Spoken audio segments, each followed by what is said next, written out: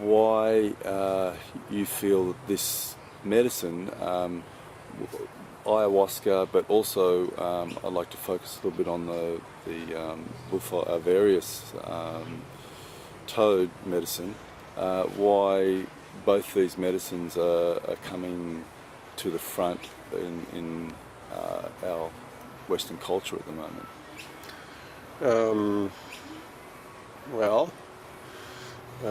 Is there a why? Okay.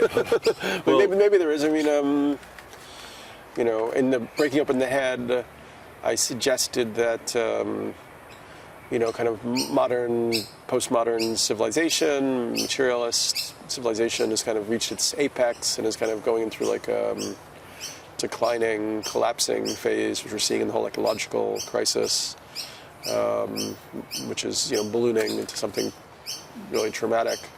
And the idea that I thought about in Breaking Open the Head, it's quite a squeaky little bird, was that, maybe these substances were like, kind of antidotes that would help us to change our ways. I have one friend, Morgan Brandt, who has a whole theory around it that, like, the elder species, the community of elder species on the planet got together and, said we're going to send these compounds through, mostly through plants, but then also through the bufo toad, and they're going to be the tools that are going to awaken humanity so, the primates can get to another level and not just destroy their environment and reconnect with their place in the community of life. That seemed a great idea 15 years ago, and I still love it, or 10 years ago. However, now it's a really open question whether we're going to make the jump in time, or whether the story is actually kind of just ecological decimation, and we don't even make it as a species.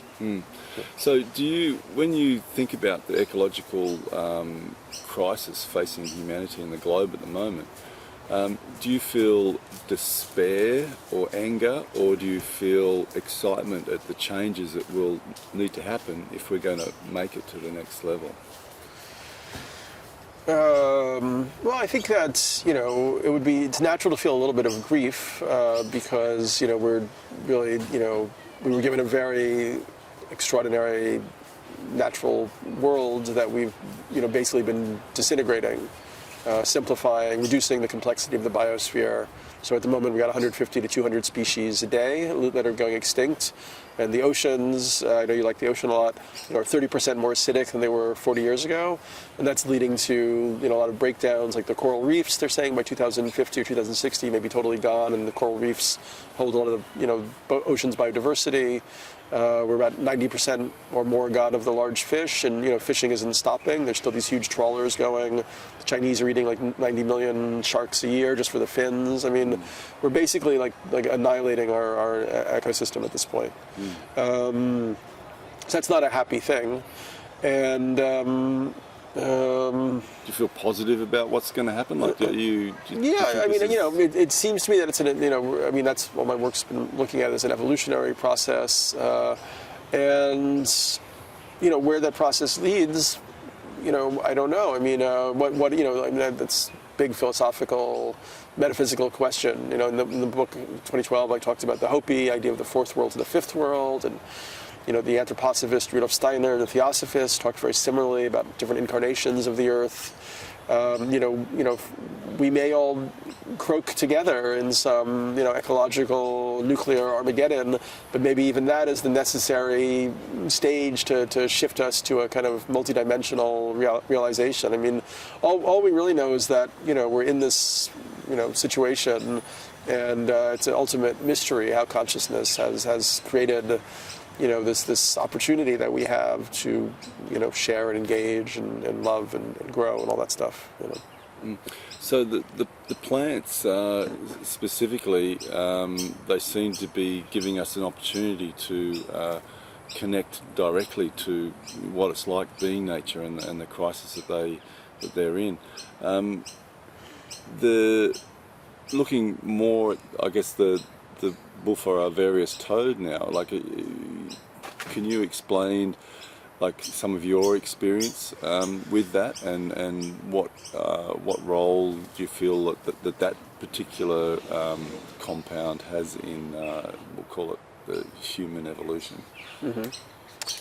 Yeah, I mean, I've had experiences with it. I think I even wrote about it in Breaking Open the Head. I'm 5-MeO DMT. I don't even know if a lot of the sources were the bufo toad itself or they were synthesized. And it's always been, kind of like the most, in a sense, the most potent, the most disruptive. I mean, unless, NN-DMT at a very high dose also leads to a total immersion in like another reality where you have a sense that there are these huge sentient beings that are hyperdimensional, that you're sort of in this other reality, which may be like a more deeper level of reality, almost quantum, eighth dimension, who the hell knows. With bufo or 5-MeO DMT, you often have an experience of kind of like an immersion in the white light of nirvana or the void. And I've had, as I said, I've given it to people. I've had all sorts of crazy experiences with it. Burning Man, I gave it to 2 women who wanted to do it at dawn. I found them, and one of them, I guess I was sort of went on her journey with her, and I was able to see all these different worlds opening up around her, and kind of like almost like Salvador Dali-esque fairy kingdoms, and her face changing in all these ways. And the other woman, when she smoked it, I could see her kind of her etheric body, it seemed like, coming out from her third eye like a rainbow cloud and circling around her head. So those were pretty extraordinary experiences. And I guess I did it maybe like 4 years ago, and I did it at my home, and felt a lot of serenity, and I felt like ultimately there would be like infinite amounts of time to accomplish everything that whatever wanted to accomplish. When we're in this mortal body and in this situation, it feels very rushed, and we feel like we can't really accomplish everything that we'd like to accomplish. Like, it might be fun to become like a master classical musician, but that would take like 30 years, and it's too late, or who the hell knows. So I felt like the serenity of all the stuff that one could want to accomplish, you would eventually have the chance to accomplish it. But after doing that one, it opened something creative in my brain, and I went back to doing visual art, like painting and drawing. And since then, I've been doing watercolors and abstract art and so on, which I hadn't done since I was a child. So that was really an amazing blessing, from it. More recently, I did it in Mexico City with I think the guy that you're talking about, Octavio. Yeah. Do you want to give us a rundown of your experience with that? Yeah, I mean, I'd had experiences before that were a bit overwhelming. I mean, he definitely, he has you stand up and do it, which I think is, a little questionable, to be honest, because, he's putting himself in very much of a power position where, if you fall over, he's got to catch you and so on. But he obviously feels very called to do what he's doing. And he makes sure that you have a huge amount of the substance. So, essentially you totally leave your body in this reality. I mean, one thing that's interesting about bufo or 5-MeO DMT is that actually it can be smoked in gradations. Unlike NN-DMT, you can actually roll it with herbs or something, and get into it stage by stage. Whereas with NN-DMT, there's very much like a veil or a threshold that you either rip through and get across, or you don't. But anyway, when you take the full dose of the bufo or the 5-MeO, you basically have an experience of ecstatic surrender, of bliss, cosmic oneness. The best way to sort of remember it visually would be very much like Islamic patterning found in Islamic art, these kind of mandalas, crystalline white lattices going off in all directions forever, which is all amazing, but the only kind of, troubling aspect of it is there's no you there, there's no subject, there's a, loss of subject-object distinction. No ego. No ego, no you at all. Yeah. So, and that's very much, what, a lot of Eastern traditions talk about, that ultimately the nature of reality is voidness, and samsara is nirvana, and so I think the bufo, can give you a direct experience of that, but the problem is that a lot of people find it very difficult to integrate, because, I think with ayahuasca or LSD, you enter these other dimensions and you see these other like worlds, but there's still a sense of like these other dimensions have like almost like a story or a narrative. There's like these geometries or these beings and spirits and so on, and you feel you're in this kind of magical universe that has all this significance and potential, and it's opens up all these new pathways and understandings, but it's a little bit different than the Eastern Vedanta or kind of Tibetan Buddhist ultimate realization of the inherent voidness of experience and of nature. So yes, that's a lot of my thoughts about it.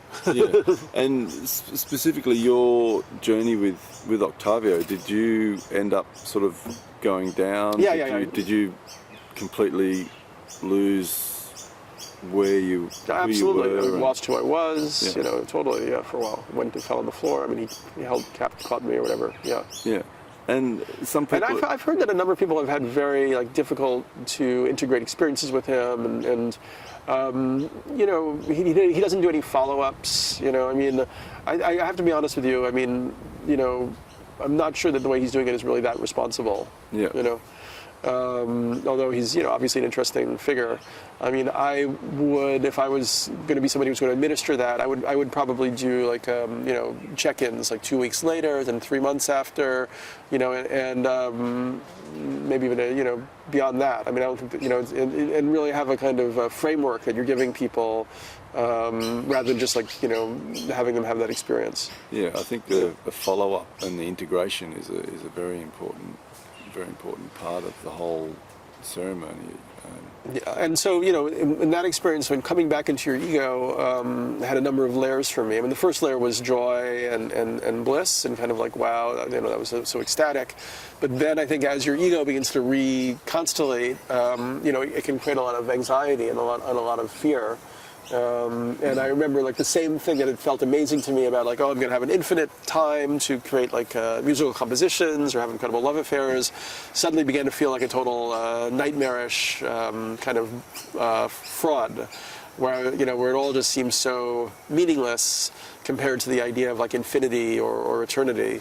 It's are we really just going to keep pursuing anything that's not infinity? For infinity, or what is infinity? So actually, for the next year, I was plunged into a lot of really significant, which I really appreciate, having sort of now maybe integrated it to a certain extent. I was really happy, and I appreciated having that difficulty, but I'm a philosopher by trade, or thinker by trade, and I think it's can be very difficult for people to integrate the experience if they don't have proper preparation or meditation practice, or really want to kind of go into the ultimate nature of reality. I also think I'm very interested in there's a great YouTube video called The 10 Dimensions of Space-Time, and the guy talks about how we're now in the fourth dimension, where we experience time as kind of a line, but if you go into the fifth or sixth dimension, or beyond that, what we experience as time would actually be the same way we are able to walk around across a room or pick something up from a wall. A being in the sixth dimension would be able to kind of move through time or see it as a sculptural object, the Hopi talk about how in a way it's all already happened, it's just unscrolling, and then beyond that there would be the kind of all the possible timelines in this universe, then all the possible universes, then all the possible timelines and all of the possible universes. That gets us to the ninth dimension. And then the 10th dimension is actually, according to this video, kind of the underlying sort of vibratory, resonating loom of superstrings, which are, maintaining the illusion of all these other dimensions. And that's really all that exists. So just this incessantly vibrating, subquantum loom of superstrings. So I think when you smoke bufo, you're kind of propelled to that 10th dimension of all potentiality, but kind of the uncreated aspect of reality. And you do have to wrestle with the sense that this is all just a illusion or a transitory kind of dream that consciousness is having.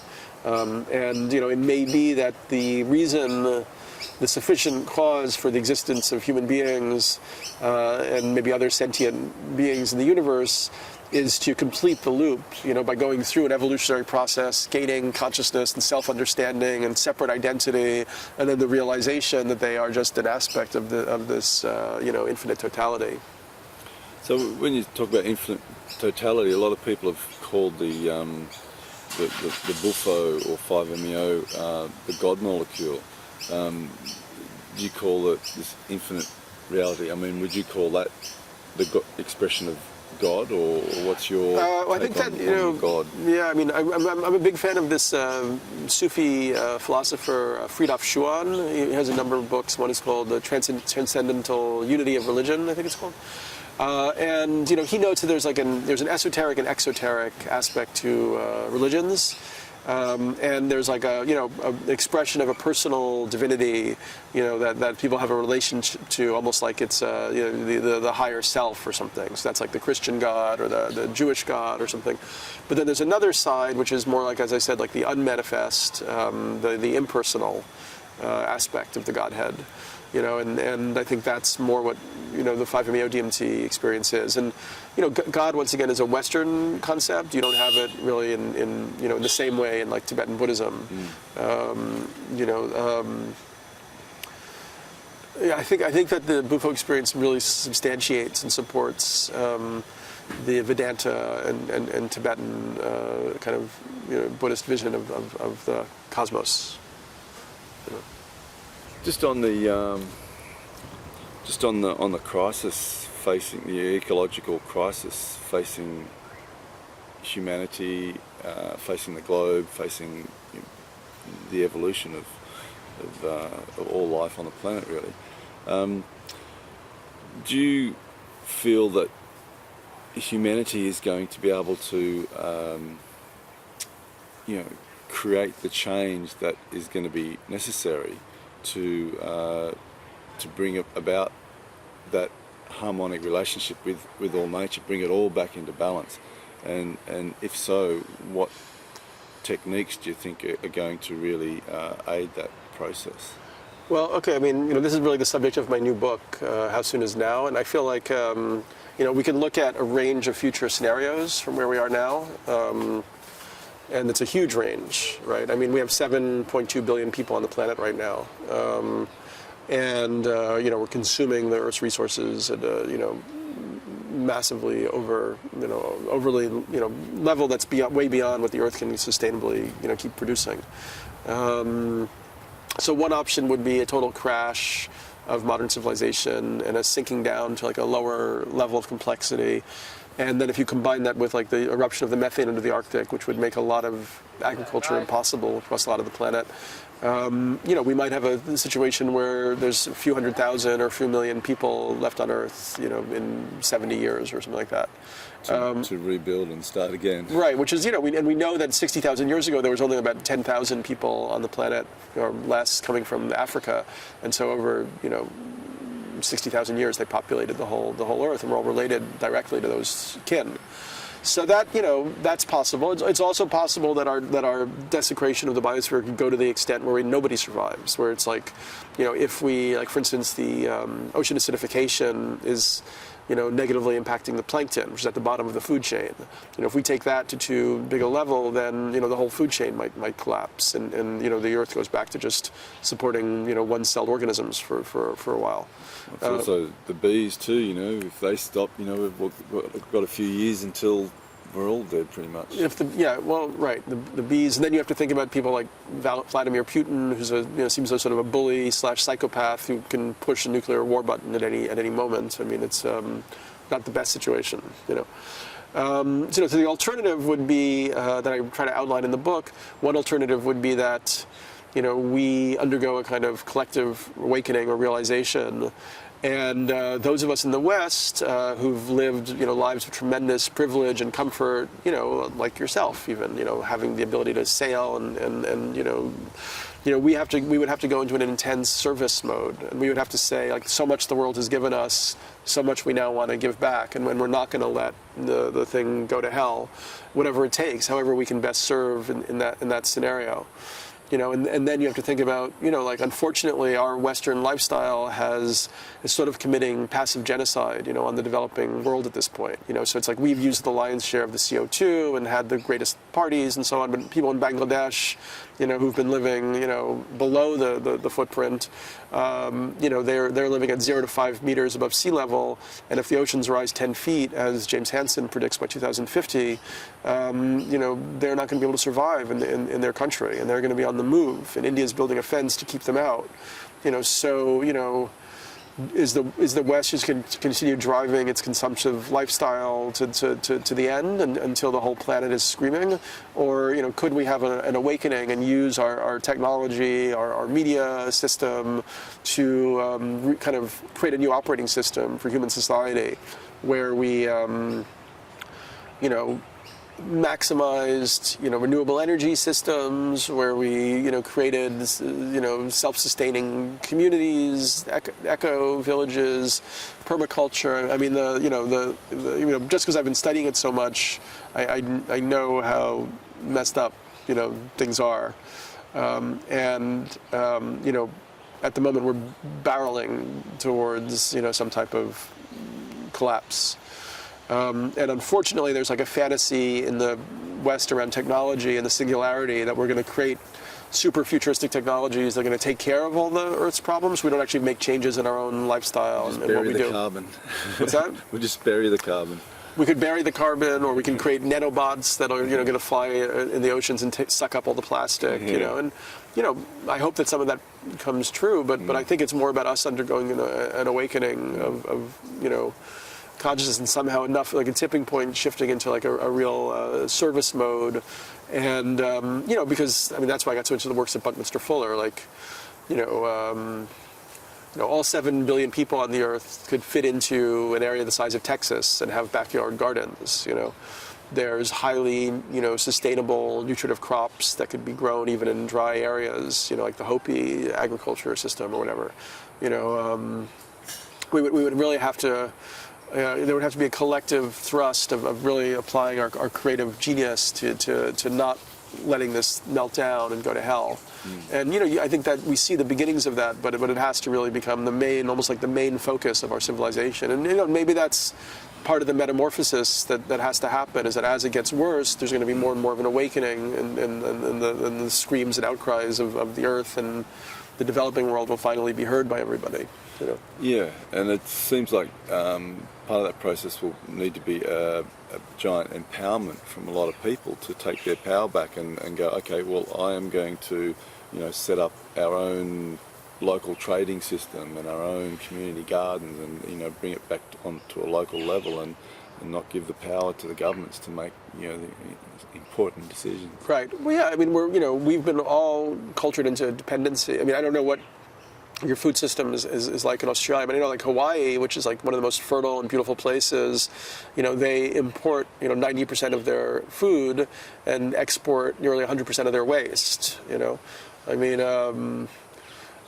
in the inertia of this industrial civilization that was based on planned obsolescence and consumption and maximizing waste, because we had the cheap fossil fuels and the Earth's supplies seem limitless. It's a big shift that has to be made. So part of that shift that I've seen in the last 20 years is people actually ingesting plant substances that help them get their brain around the changes that need to happen, both on a personal level but on a community level as well. Now obviously everyone can't chuff off to the Amazon and hang out with the shamans for a week to sort of have that awakening. How much of the awakening is, we'll call it plant generated, and how much is just going to come from other means? So, to be honest with you, having written Breaking Open the Head in 2002 and observing the whole psychedelic culture and the Burning Man kind of expression of it, I think that we've, us who are part of the psychedelic movement, in a way, have overestimated the capacity of psychedelics to bring about the type of change that's necessary. And what I'm kind of seeing at this point instead is that it becomes another form of spiritual materialism or elite privilege. So now, I know somebody in, Ibiza, who's extremely wealthy, who's bringing ayahuasca, cares deeply about the plants, flies shamans over, helps organize conferences, but he still rents $1 million yacht, for his birthday party, You know, so you have these elite precincts of people, either having wealth or social and cultural capital, who are enjoying these deep psychic experiences, but we're still lacking the thorough ethical vision and moral and ethical vision that's necessary to actually address the planetary situation on a systemic level. So there may have been some openings that have happened with people, but some people, I guess, a tendency to be a bit hedonistic and just dive into that rather than put into practice some of the practical things that they've learnt from these experiences. Yeah, I mean, and we also have to recognize that, like, for instance, ayahuasca has different uses in the Amazon. I mean, people use it for sorcery and for power, I mean, Castaneda, was all about the sorcerer and the quest for power, so, I think that we, typically we're very naive in our initial understanding of the types of, effects that these substances would have. And you can also have people who are claiming that it's all love and light and good, and they even really mean that, but subconsciously there's a lot of other stuff operating. They're making, relationships with, tulpas or thought forms or asuras, in altered states that are giving them certain types of, giving them certain types of inspiration in a certain direction. I think that the next stage of the psychedelic movement requires a little more conscious analysis, systemic analysis. To be careful. And I have to say for myself, like having gotten, so involved with substances, I would say some of them over time had a negative impact on my own character. So I may be more impulsive, like more impatient, and so on. So I myself took a step back just to, and I feel much better actually. I feel like I've regrounded in the kind of ordinary reality. So we're dealing with stuff that's just extremely complicated. I mean, the psychedelics are incredible tools, but all tools have the potential for incredible misuse. You can use the internet to create incredible media and or create charities or nonprofits, or you can use it to watch porn and do all sorts of nasty things. So these are incredibly powerful tools that I think are the initial experience with ayahuasca or DMT or LSD is extremely expansive and really gives people a sense of their connection to the cosmos, their connection to nature, their responsibility to be more in harmony with nature. But over time, the ego figures out how to game the situation, and without there being a council of elders, as you would have in a tribal society, or some lineage of protection, it can easily go awry. Okay. Yeah. So, looking 20, 30, 50 years in the future, do you see humanity making those decisions? Do you see? Well, I mean, so, I have no idea. I mean, the thing is that I believe that everything is magic. Yeah. Like the fact that you and I are here talking with each other, like, how did this come about? I mean, consciousness is wanting to have this experience, and we're constructed as vehicles, for its creative expression, And so we have no idea what's going to happen. I mean, one thing that really fascinates me is during my different aspects of my own kind of work with shamanism, initiations, and so on. I've had many powerful psychic experiences. Even like, telekinetic experiences of things bursting into flames, or magical objects manifesting. And I know so many other people, have this similar, kind of awareness of there's being this kind of synchronistic weave that's underlying, what often otherwise seems like a chaotic, path of existence. And so, is it possible that psychic energy, psi phenomena, could become something crucial to the future of humanity? That we, in the same way electricity, like they discovered it in the 18th century, they took them, 20, number of decades to figure out what it was. How do you transmit it? How do you store it? What do you do with it? What can it do? And then suddenly in 100 years we created a massive industrial infrastructure. Is it possible that psychic energy or psi phenomena could point towards a future evolution of the species? And is it even possible that, in a way, we've, on a subconscious level, created the ecological crisis to force us to access these latent capacities of the psyche? Like, such as telepathy and all of it. All of that. Telepathy, telekinesis. I mean, a lot of tribal cultures like the Hopi, they have like rain dances. So they're actually bringing rain by going through hardcore initiations and maintaining themselves in kind of, harmonic balance with the cosmic forces and kind of offering themselves as sacrifice, to the cosmos in a way. Sun dances and all that stuff.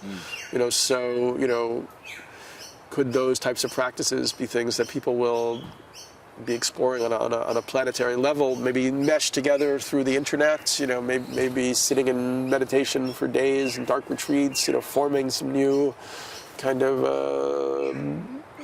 reality together. And connections with the natural forces. Connections with the natural forces, absolutely, the elemental forces, kind of reintegrating a lot of the indigenous worldview into our postmodern technosphere.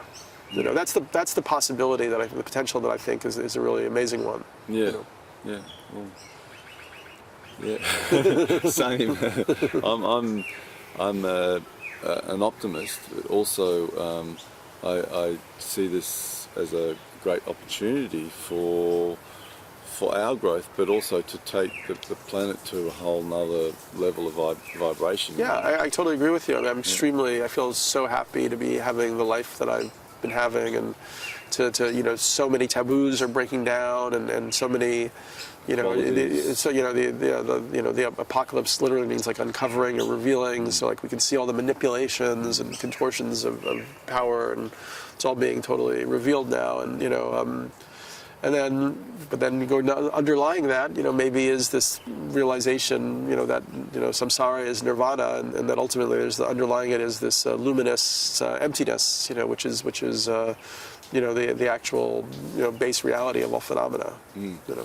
I'm so excited by the possibility too that as we expand our awarenesses and connection to nature, like a lot of the shamans, they can speak to the animals and the plants. They have a direct line, and as we in the West take on some of those skills or learn some of those skills, then we can see that it's not humane to have a pig or a chicken or whatever in a factory farm, because they're telling us directly, what they're going through, and likewise when they're chopping down the forest. So, I think the awarenesses that we are going to have, should help to bring out a bit more of a balance and harmonic effect amongst all creatures here. Yeah, if I was made, Empire of the Earth tomorrow, we would obviously, stop eating animals for a number of years at least. Just put a total moratorium on it, and we'd liberate 45% of the Earth's, land for, to go back to forests and so on. And we, unfortunately, probably have to put a moratorium on a lot of jet travel for a while. Enforce, ride sharing and limit car use, force cars to be transitioned to saltwater hydrolysis or electricity, and keep going. I like you being king. What's that? I like you being king. What else will we do? What else would we do? Well, I think that a lot of ecological, superstorms and all that kind of stuff. It's not. We're not going to be able to interrupt that so quickly. So, the best model for that is resilient and decentralized communities that are as self-sufficient as possible, and able to grow more of their own food and make their own energy. Because at the moment, I was in New York when Hurricane Sandy hit and the power went out for the whole city. And if that had happened for another 3 days, it would have been like chaos and madness. So the more that people could become, a little bit more self-sufficient and resilient, and local democratic systems, kind of like a global, local. Take like the three regions, local, bioregional, and global, and some type of way for the people as a whole to educate themselves. Like using the internet as the profound tool it could be for retraining and re-educating the global population through like permaculture practices and bioremediation, training people to take care of their local wetlands, and water systems and so on. I mean, we could do all of that. We could start doing it tomorrow. I don't know why we're not. Painting all the rooftops of the cities white, so they begin to, kind of calibrate for the albedo effect, which we're losing in the Arctic as the Arctic turns dark. I mean, there's so much that we should be doing right away, and then we're like slumbering towards annihilation. It's really weird. So, may have to get even still worse before it starts getting better. Yeah, it seems that, but that it could be a matter of 2 to 5 years or 10 years. We just don't know. I mean, there's tipping points in systems, and that's really why I'm doing this work, giving this interview, or writing my book. Is that I think that it's this idea of like the strange attractor and chaos theory. As systems reach maximum points of perturbation, they can go into different orders of complexity and create new. New levels of order can emerge almost spontaneously. But I think there needs to be people need kind of ideas or plans or strategic models of how the thing could evolve in a good direction. And maybe if that starts to propagate, then that's ready in enough people's minds. So when breakdowns start to occur, they're like, oh, okay, like, we could either go into this despotic, fundamentalist mania, where we can, construct this sort of proto-anarchic, decentralized system where we're learning all these, techniques that are, now available to humanity as a whole. So there's a good chance that we might make it. Yeah, I mean, whatever is going to happen has already happened in a way, and it seems like I'm a utopian, optimist, I guess, yeah.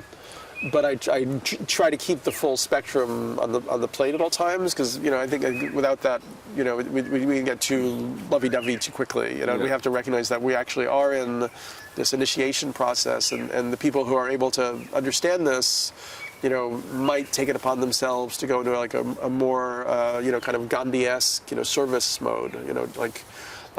I would be happy to eat rice and beans for 10 years if I knew that my daughter was therefore going to have a healthier existence in the future, and that she would be able to have children that would, be happy on the earth. And I don't understand why that's not being, more widely shared. And we're still having, fancy dinners and big parties everywhere, and I don't know what it's going to take till that there's like that. But then also, it's an evolutionary process where like so many people are just coming online to getting a certain level of comfort, and for them, they're just desperate to have the dream that the West has been propagating across the planet, for so long, and to say that they can't have that dream is really difficult unless we have a better dream ready for them, Yeah.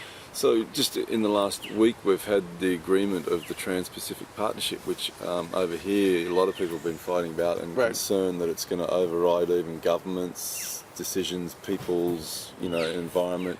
I get this feeling of like the Hunger Games reality, where you've got these elite and then you've got this working class, and the gap between is getting wider and wider. And I guess the only solution to that is decentralization and bringing back, the workings and the power to the people on a local level. No matter how many people said they didn't want that agreement to the politicians, they're still doing it because the corporations are sort of behind the governments mostly. Yeah, well, I mean, it's not really just a political system, and I think that's something people need to understand. It's a political economic system. It's a political economic system in that the corporations and governments are the same fucking thing. So it's like, and it's a system that needs to be kind of superseded by a new operating system. And we can see. I mean, that's what I've been trying to talk about in my talk the other day. When I'm trying to outline in my book, is like, what would be that new operating system, and how could we use all the tools we have? And then we can see that it's like an evolutionary process where, and almost like these horrible trade agreements, and it's like the old system just keeps rigidifying more and more, like almost like. I know there's a good biological metaphor here. I can't find it at the moment, but it's like trying to hold on, more and more tightly, which is a sign maybe that it's on the verge of being collapsing. Yeah. And part of the problem is like, I mean, it's just so easy to forget about so many aspects of the situation that are so powerfully poignant in a way. Like, there's trading for raw materials and raw minerals, and they're trying to make it as easy as possible. But the fact is that we're running out of a lot of raw minerals, like, tin and copper, and, these are there's only so much oil. of it on the planet. Oil, right, exactly. And we really need to be doing, using the resources that remain as kind of, to build the transformational system that gets us to, a steady state way of being, and then, humanity always needs to have like a frontier of progress, but instead of that being like linear technological progress or capitalist accumulation, it can be inner progress, like inner growth, qualitative development of our relationships with one another, deepening our relationship to community, and learning, about exploring the psychocosmos within, which is what, these entheogens, are allowing us to do. And then maybe also, because I don't think we're going to get, people are still fascinated by technology, maybe also, we could look back at that idea of creating, settling other worlds, terraforming other planets and so on. But I don't think that's a legitimate option until we've taken care of our own planet first. Then we'll know how to do it. Yeah. So with some of those inspirations that happen through the entheogens, there probably has already been inspiration of what people can do to, with technology, to make the world a better place. I mean, even I hear the founder of Apple has had some background in ethnogenic experience. Yeah. Once again, it's like a very complicated, dialectical almost process of like a lot of the people who created the internet and the personal computer had their initial visions from LSD and mushrooms and so on. Ideas of like interconnectivity and so on. So yeah, I mean.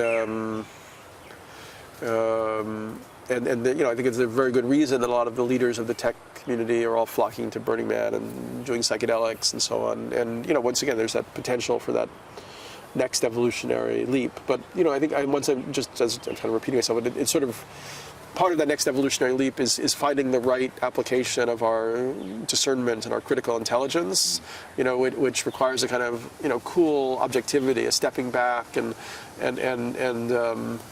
saying like yes, the psychedelics have these benefits, but they also like any tool have these problems. And as a community, as a society, if we're going to reintegrate them healthily, we have to understand the full spectrum of what they are. Okay. Yeah. So, well, thanks, Daniel, for sharing all that insight and experience with you, and we'll see you in the 10th dimension. Hopefully the 8th. I was scared of the 10th. You won't see anything in the 10th dimension. You'll just be everything. That's the problem. Just the white light shower. Exactly. Thank you.